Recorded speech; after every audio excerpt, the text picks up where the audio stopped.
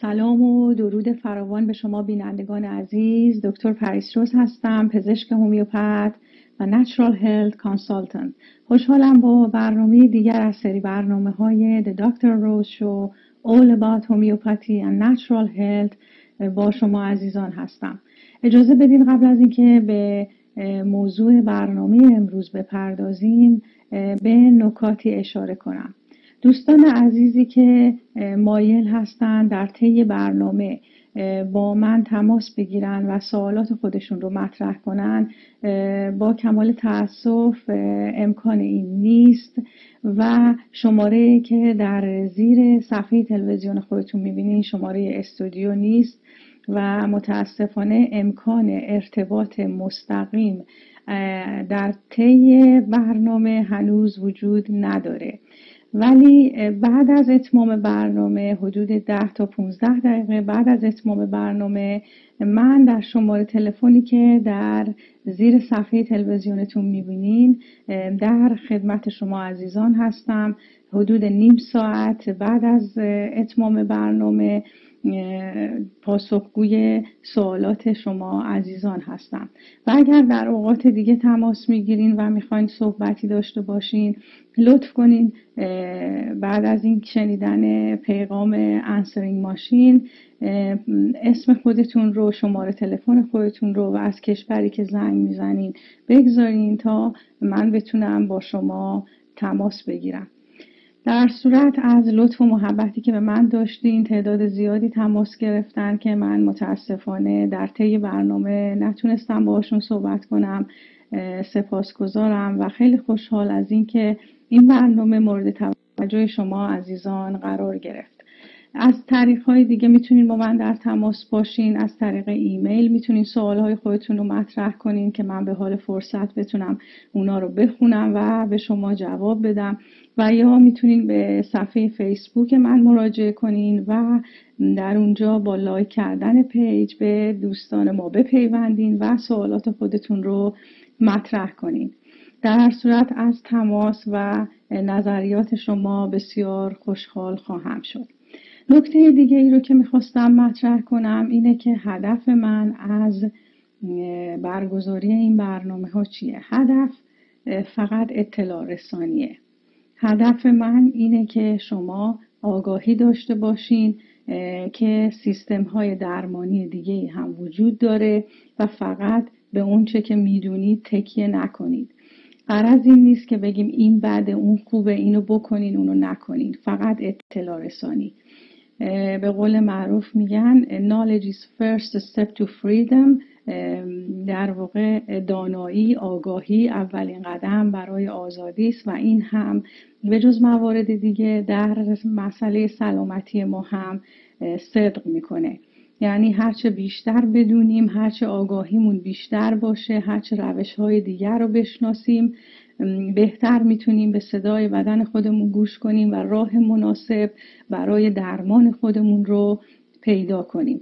اگر لازمه از هر ترکیبی از سیستم‌های مختلف استفاده کنیم، بدونیم که چی هستن و فقط به آنچه که میدونیم و آنچه که به ما گفته میشه تکیه نکنیم. و متاسفانه ماها عادت داریم به همدیگه خیلی ادوایس پزشکی میدیم، این رو بخورید، این خوبه، این بده. یه مقداری مراقب باشین، آگاهیتون رو بیشتر کنین، از افرادی که تخصص این کار رو دارن سوال بکنین و بعد تصمیم بگیرین. نهایتا انتخاب با شماست و بدن هم بدن شماست و سلامتی هم برای شماست. پس بهترین انتخاب رو برای رسیدن به سلامتی خودتون داشته باشید. و اما برنامه امروز، در برنامه امروز میخوام در رابطه با یکی از شایع‌ترین و کامن‌ترین بیماری‌های مزمن که در دنیا تعداد بسیار زیادی از اون رنج میبرن صحبت کنم و اون هم آرتریت یا آرترایتیس هستش. شاید اطلاع داشته باشین ما بیش از 100 نوع بیماری آرتریت یا آرترایتیس داریم، ولی شایع ترین اونها دو نوع هستش که امروز درباره اون دو نوع صحبت میکنم. یکی آستو آرترایتیس هست یا شاید بهش آرتروز گفته بشه و دیگری ریوماتوید آرترایتیس هستش که این دو بسیار کامن هستند. از هر 5 نفر 1 نفر به اون مبتلاست. در مورد آستوآرترایتیس صحبت میکنیم.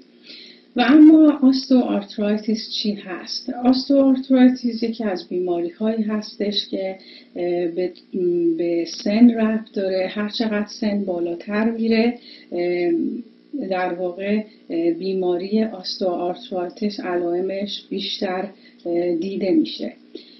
در واقع موقعی هستش که غضروف یا کارتریج در بین استخوان‌ها وجود داره، ساییده میشه، پارگی پیدا میکنه و از بین میره. غضروف یک مایع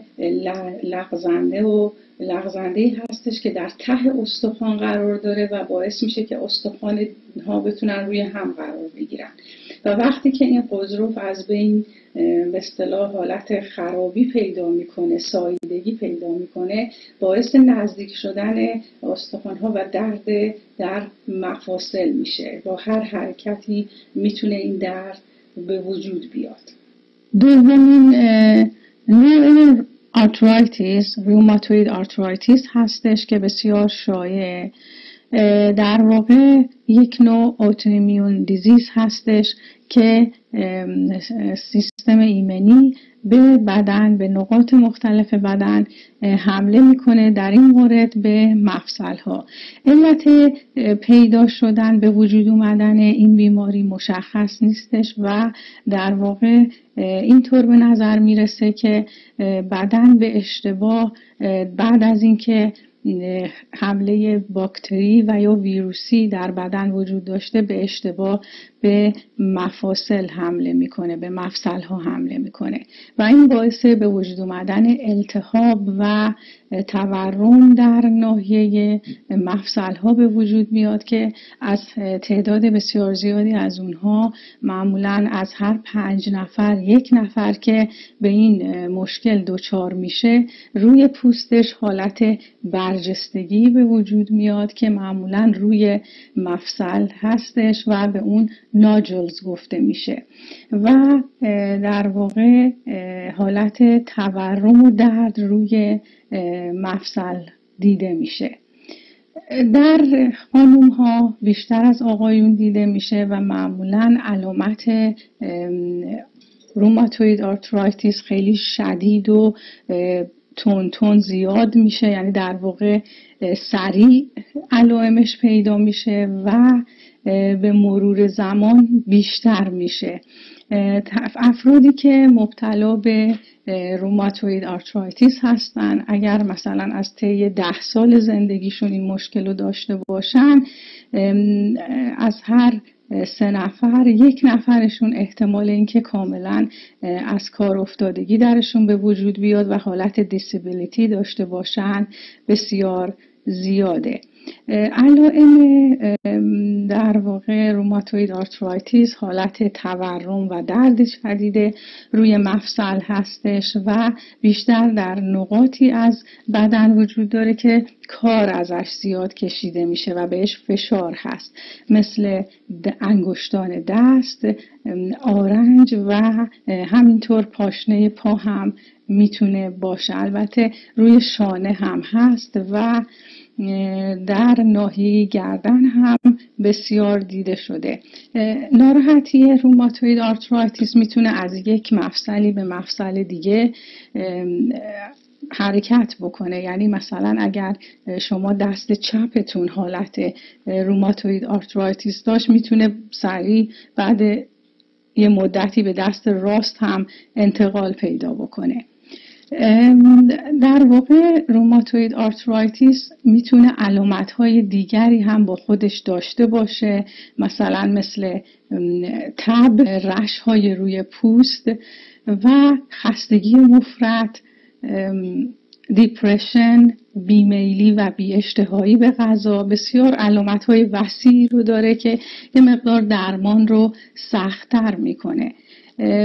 در سیستم پزشکی کانونشنال مدیسن یا پزشکی معمولی به جز استفاده از داروهای استروئید برای خاموش کردن و خوابوندن تورم‌ها که به طور طولانی مدت خیلی خطرناکه، از داروهای نان استروئید هم استفاده میشه، مثل آسپرین، مثل نیروفن، ولتارول و از این قبیل، که البته من اینجا نمیخوام وارد بحث این داروها بشم، موضوعی جداگانه هست و کاملا در این برنامه اصلا نمیخوام راجع به این موضوع صحبت کنم. ولی تمام این داروها اثرات جانبی زیادی دارن که از خود اون بیماری شاید آزاردهنده تر باشن، به دلیل اینکه طولانی مدت باید استفاده بشن، هیچ در واقع نتیجه درمانی ریشه‌ای ندارن و فقط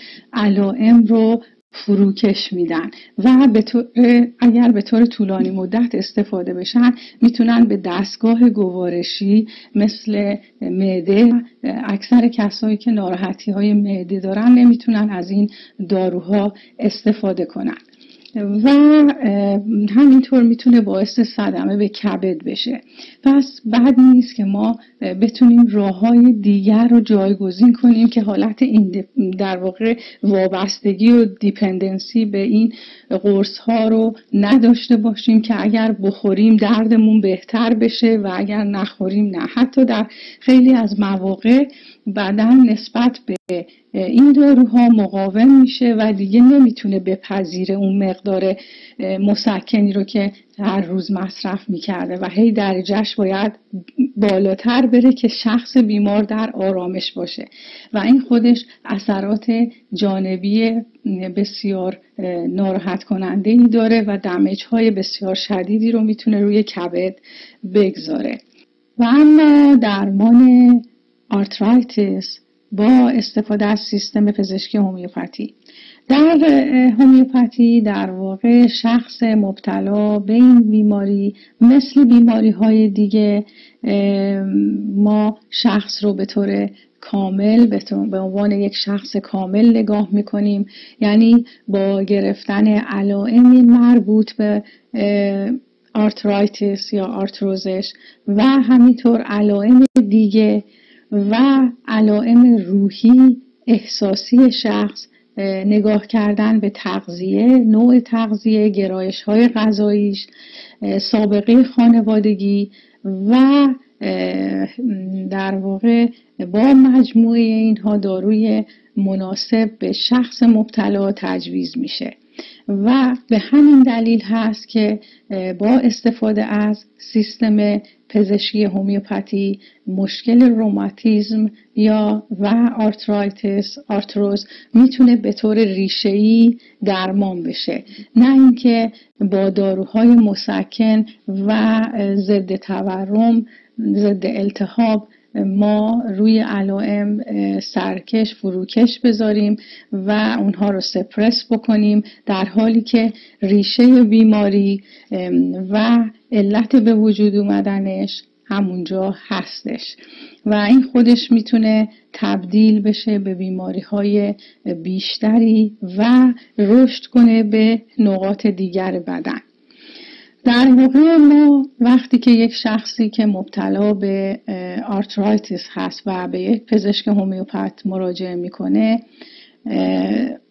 اولین چیزی که ازش پرسیده میشه اینه که علامت‌هاش چی هستن. علامت‌های آرترایتیس میتونه در هر شخص با شخص دیگه فرق میکنه، یعنی ممکنه فردی تورم داشته باشه، دیگری دردش بیشتر باشه، یه نقطه‌ای که در واقع این دردها وجود داره، میتونه در یک فرد یه جور باشه، در فرد دیگری جور دیگه.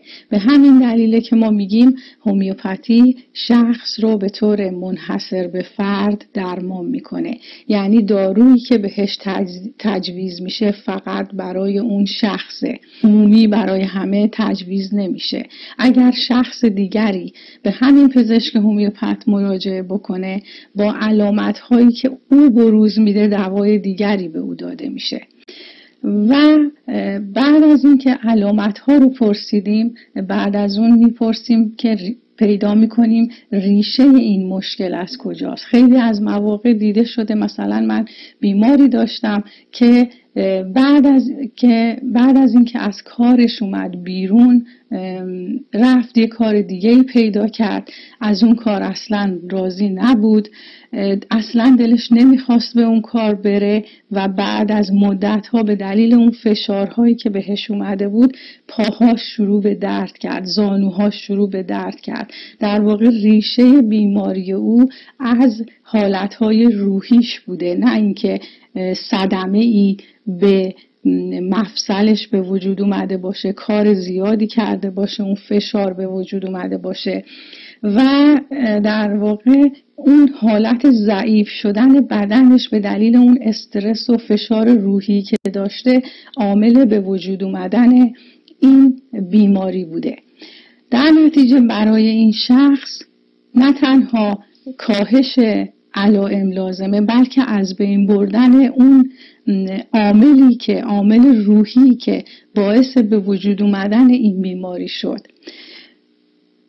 در هومیوپاتی در واقع برای افراد مبتلا ما داروهای اکیوت هم داریم، یعنی کسایی که حالتهای دردهای شدید دارن و به طور ناگهانی میان و درد رو نمیتونن تحمل کنن، میتونن از یک سری از داروها که اوور کانتر فروش میرسن استفاده بکنن تا دردشون کاهش پیدا کنه. در واقع بدون اینکه این داروها اثرات جانبی داروهای شیمیایی رو داشته باشن میتونن استفاده بشن و درد و التهاب رو در شخص مبتلا کاهش بدن.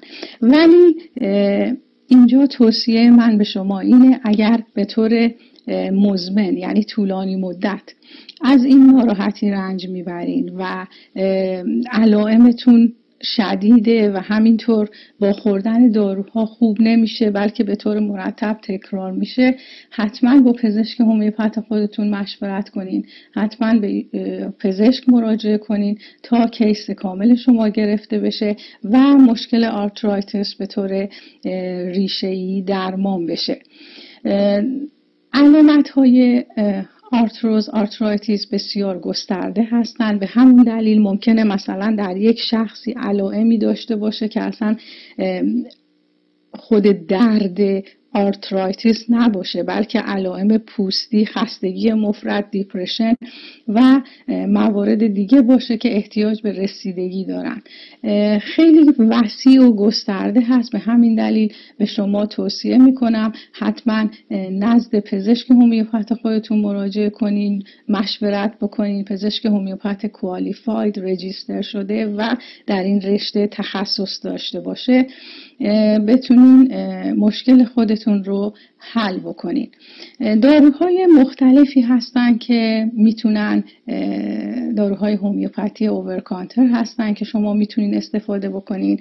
مثلا میتونیم از آرنیکا نام ببریم. شاید آرنیکا نامش برای بسیاری از شما که حتی از با هومیوپاتی هم آشنایی ندارین آشنا باشه. در واقع یکی از داروهای اولیه، کمک‌های اولیه هومیوپاتی هست که بسیار استفاده میشه برای دردهای مفصلی، برای دردهای ماهیچه‌ای، برای حالت‌هایی که درد بسیار زیاده میتونین از این دارو استفاده کنین. داروی دیگری که میتونین استفاده کنین. راش توکس نام داره، بیدار میشه، حالت استیف داره، خیلی سخت حرکت براش و به راحتی نمیتونه پاشه و با سرما و رطوبت بدتر میشه و با گذاشتن اپلیکیشن های گرم و در هوای گرم بودن علامتهاش بهتر میشه. هرچه بیشتر راه میره علامتهاش هم بهتر میشه.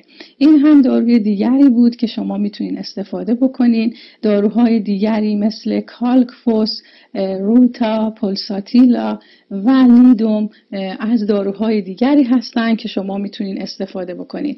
ولی اگر همونطوری که گفتم ناراحتی شما مزمنه، حتما با پزشک هومیوپات خودتون مشورتی داشته باشین و کانسلتیشن بکنین تا این مشکل حل بشه. از طریق طبیعی شما با مواد دیگه هم میتونین حالت آرترایتوس رو کنترل بکنین. مثلا استفاده از جینجر یا زنجبیل اگر اشتباه نکنم در بین غذا با غذاهای روزمره خودتون و یا حتی قرص‌های ساپلمنتی که درست میکنن در دوزهای بالاتری بسیار میتونه مفید باشه، چون باعث کاهش التهاب میشه. استفاده از زردچوبه به صورت ساپلمنت که در دوزهای خاصی به فروش میرسه بسیار مفیده و یا افرادی که در مواد غذایی خودشون استفاده میکنن هم مفید. برنامه قبلی هم گفتم در خرید ساپلمنت ها خیلی دقت بکنین. از کجا هستش، چه کارخونه‌ای تولید میکنه، چه جوری ساخته میشه، سورس ارگانیک داشته باشه و طبیعی و تمام اینها رو در نظر بگیرید. همینطور داروی گیاهی هست که من متاسفانه نمیدونم به فارسی چی میشه، ولی دیویلز کلو گفته میشه. یکی از داروهای بسیار خوب گیاهی هستش برای افرادی که حالتهای اکسترکت های گیاهی رو دوست دارن مصرف کنن. یه مقداری به حالت به اصطلاح تورم و التهاب کمک میکنه. یکی از ساپلمنت های بسیار مفید اومگا 3 هستش، هیچ وقت فراموش نکنید. یکی از بهترین سورس های ضد التهاب در بدنه، به غیر از اینکه جریان خون رو رقیق میکنه و کمک میکنه، بلکه باعث کاهش دردهای مفصلی هم میشه چون التهاب کم میشه. سورس اومگا 3 تون هم خیلی مراقب باشین از سورس های نچرال و در واقع اگر از سورس ماهی استفاده میکنین حتما ارگانیک باشه و اگر گیاهی هم همینطور. این مقداری دقت بکنین، چون فقط گفتن این که شما از اومگا 3 استفاده بکنین و اومگا 6 کافی نیست، بلکه باید بدونین که چه نوعی بهتر هستش. از ویتامین ها هم میتونیم از آنتی اکسیدانت نام ببریم. آنتی اکسیدانت ها مثلا ویتامین C, E, A, D بسیار مفید هستند در کاهش التهاب. B6 هم بسیار مهمه. از مینرال ها میتونیم از گلوکوزامین نام ببریم. گلوکوزامین یکی از مهمترین ساپلمنت ها هستش برای دردهای مفصلی. خیلی از افراد به صورت اکیوت، یعنی حالت یا به صورت حاد این مشکل رو داشتن، فقط با استفاده از گلوکوزامین تونستن درد خودشون رو کاهش بدن و مفصلشون تورمش کم بشه. نوع دیگری از این ساپلمنت ها به جز گلوکوزامین کاندریوتین هستش. به همین دلیل من توصیه میکنم اگر ساپلمنتی برای گلوکوزامین میگیرین حتما ترکیبی از گلوکوزامین کاندریوتین باشه، چون ترکیب اینها بهتر در کاهش تورم و درد استخوانی کار میکنه. از مینرال دیگه میتونیم از مگنیسیوم و ویتامین دی نام ببریم که بسیار مهم هستند. مگنیسیوم اگر بسیاری از افراد به خاطر دردهای استخوانی بهشون کلسیوم تجویز میشه، هیچ وقت کلسیوم رو به تنهایی مصرف نکنین. در بسیاری از مواقع با ویتامین د تجویز میشه، ولی سورس اندازه کلسیوم به نسبت مگنیزیوم میتونه به اصطلاح اثر بسیار مفیدی در کاهش این دردهای آرترایتیس داشته باشه. یعنی مقدار کلسیوم بدن شما با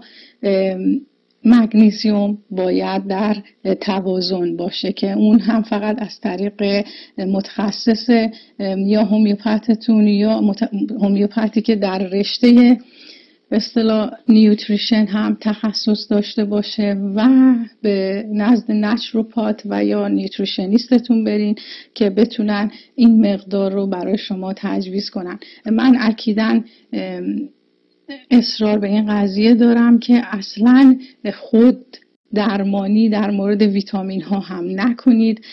مقدار نیاز بدن شما باید مشخص بشه و برای هر فردی یکی نیست. اگر دوست شما میاد میگه من ویتامین د خوردم خوب شدم، شما الزاماً اونجوری نخواهید شد. حتما با متخصص در واقع مشورت داشته باشید. و مسئله دیگه‌ای که میتونه به دردهای آرترایتیس کمک بکنه حرکت کردن.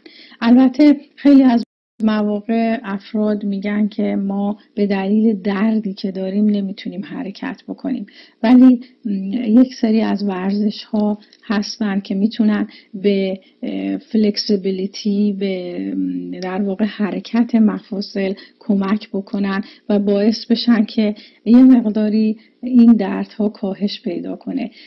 مثلا ورزش هایی مثل یوگا، حرکت های یوگا بسیار میتونه در کاهش این دردها مفید باشه و ورزش هایی مثل تایچی.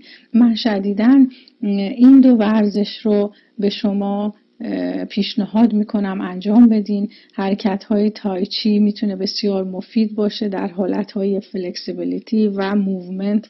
البته حرکت هایی که من میگم حرکت هایی نیستش که روی مفصل شما فشار بیاره، روی استخوان شما فشار بیاره و لطمه بزنه، بلکه همونطوری که گفتم حرکت های خیلی با حساب شده یوگا و تایچی که میتونه در این مسئله به شما کمک بکنه. در هر صورت امیدوارم همگی شما سالم باشین، همگی شما روز خوب و شب خوبی رو داشته باشین و از برنامه امروز استفاده کرده باشین. همونطوری که گفتم بعد از برنامه 10 دقیقه بعد از برنامه من حدود نیم ساعتی در اختیار شما هستم با شماره تلفنی که در زیر صفحه تلویزیون میبینین. میتونین با من تماس بگیرین و سوالات خودتون رو مطرح کنین، ولی نه زودتر از 10 دقیقه. اگر سوالاتتون وقت بیشتری احتیاج به توضیح بیشتری داره، لطف کنین از طریق ایمیل و یا صفحه فیسبوک من تماس بگیرین که در زیر صفحه هست دکتر پیروز و ایمیل info@rosehomeopathy.co.uk. منتظر سوالهای شما، پیشنهادات شما و نظریات شما هستم. وبسایت www.rosehomeopathy.co.uk راحت میتونین با مراجعه به اونجا با من تماس بگیرین. در اینجا برای همگی آرزوی شادی دارم و به این امید که عشق، صلح و سلامت در میان همگی شما پایدار باشه. همگی شما عزیزان رو به خداوند بزرگ می سپارم. خدا نگهدار.